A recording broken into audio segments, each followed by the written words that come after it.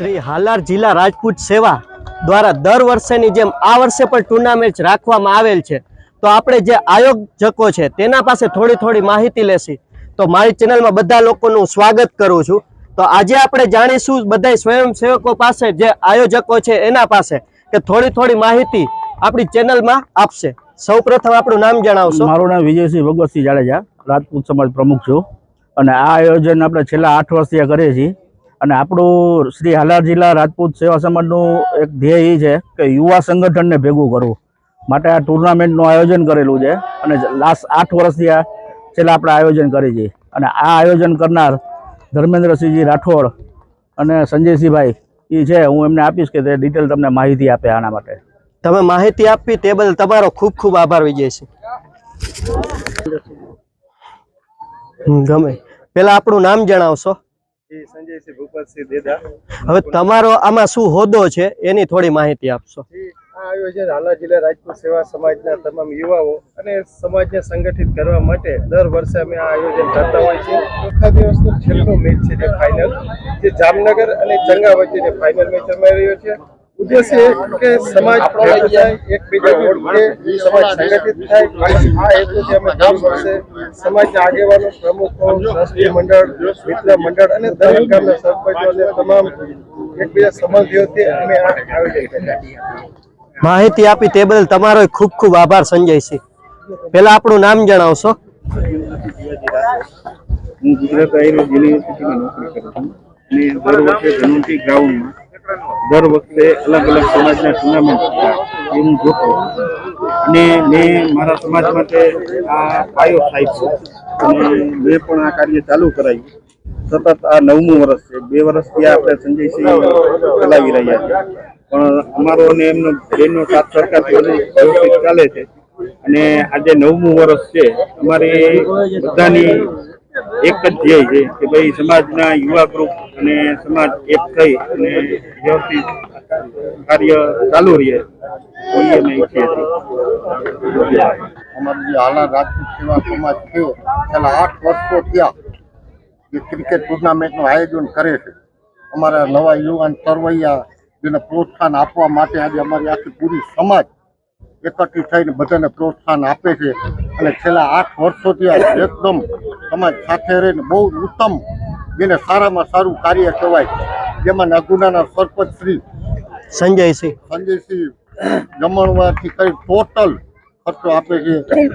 એ ઉપરાંત અમારા મહેન્દ્રસિંહ દીકરા છે યશપાલસિંહ જેવા ક્રિકેટની અંદર આજે હોન્ડાનું હમણાં એક અમારા કોમેન્ટર બોલતા હતા કે ક્યાંય હીરો હોન્ડા આજ દી લગી રાખવામાં નથી, એવું મસ્ત મજાનું આયોજન કરી।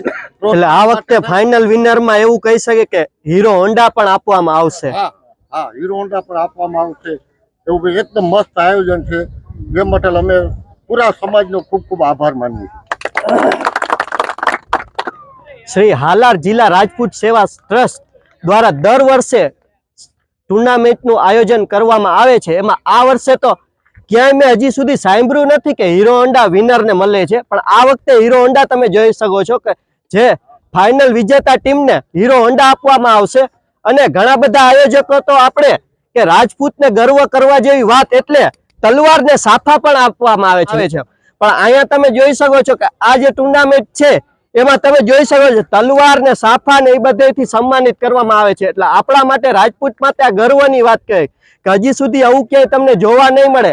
આ રાજપૂત જિલ્લા સમાજ દ્વારા દર વર્ષે જે ટુર્નામેન્ટ છે એમાં તમે જોઈ શકો છો કેટલી બધી ટ્રોફીઓ પણ રાખેલી છે। તો આપણે જે માહિતી આપી તે બદલ બધા લોકોનો ખૂબ આભાર।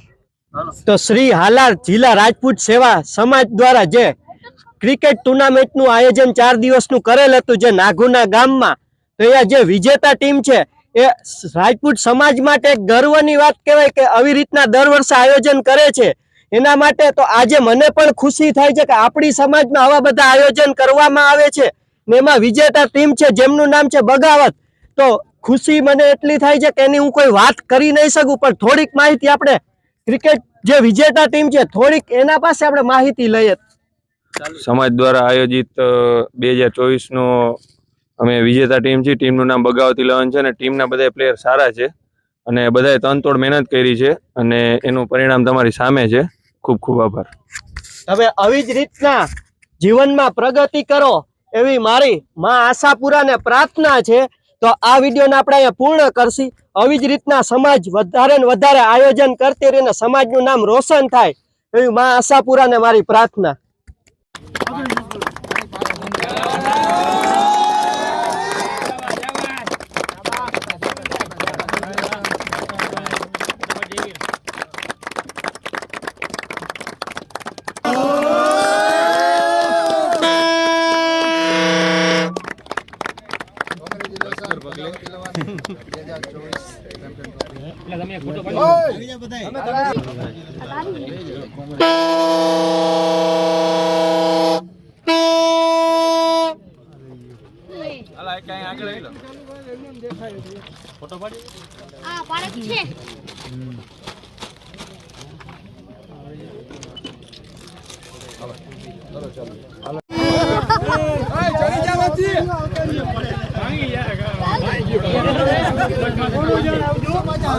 Bye.